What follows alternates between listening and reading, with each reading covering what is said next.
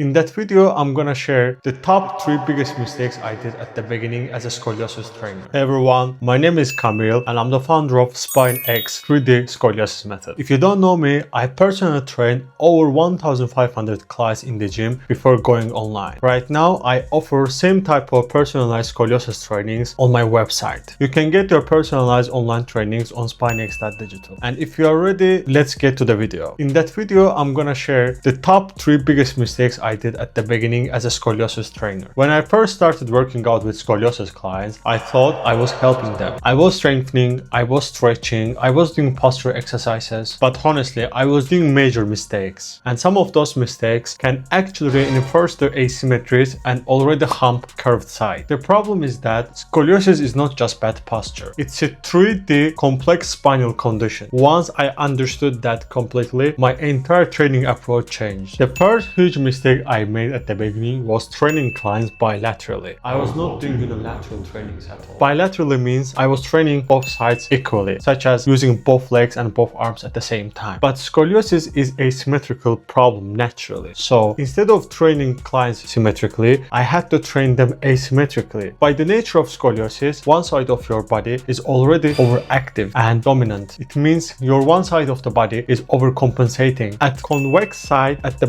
bent side, your muscles already compensating and they're usually bigger. So I did that mistakes by strengthening both sides equally. That can actually reinforce the already hump convex side. So instead, now I use unilateral training, means one-sided training. I focus on strengthening the weak concave side of the muscles first, and then bilateral work comes for the stabilization of the spine. So that being said, scoliosis training should never be symmetrical at the beginning. You should train unilaterally. If you want unilateral 3D scoliosis training plan, visit my website SpineX.digital and purchase SpineX 3D Scoliosis Method. And the number 2 biggest mistake I did with scoliosis was treating spine as a 2D problem. But scoliosis is 3D problem. Means spine is not only bending right or left side, it also rotates, it twists. That changed everything for me. At the beginning, I thought scoliosis is only side bend problem. But it's not. When vertebrae and spine rotates, rib cage rotates,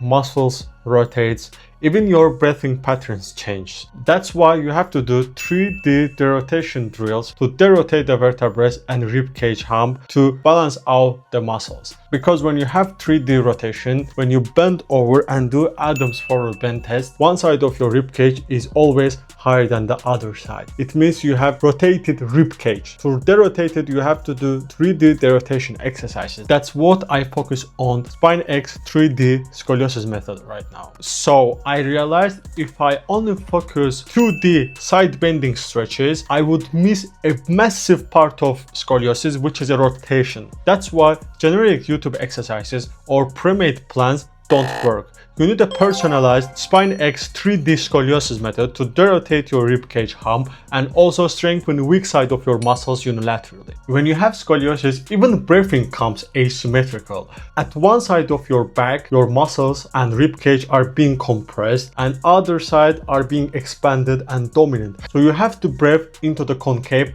collapse side to expand the rib cage there. So training, breathing, everything must be one-sided unilaterally. That's why never follow any random YouTube exercises or don't buy any generic pre-made plans. The third mistake I did at the beginning of my career, stretching spine to the wrong side of the curve. At the beginning, I stretched people into the side where their body were already collapsing. Over the years, after training hundreds of scoliosis clients, I've had realization that first, you have to elongate the concave side. It means, in simple terms, you have to stretch spine to the opposite side of the curve. Let's say if you have C-type thoracolumbar right bend scoliosis, you have to stretch to the right side. It means to the opposite side of the curve. You have to elongate the concave side. My spine is bending to right. You have to stretch to the opposite side of the curve.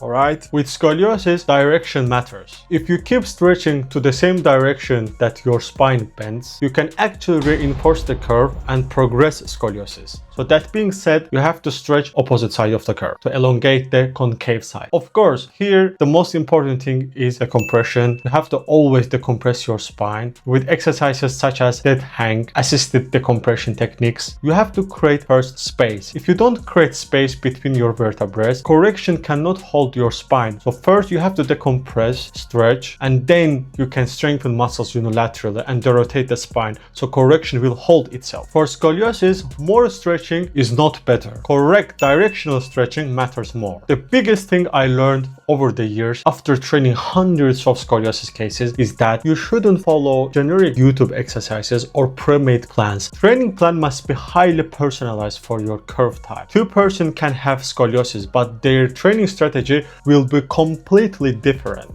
Your curve direction, weak muscles, 3D rotation matters. That's why you should purchase SpineX 3D Scoliosis Method on my website, spinex.digital. I will leave the link in description below.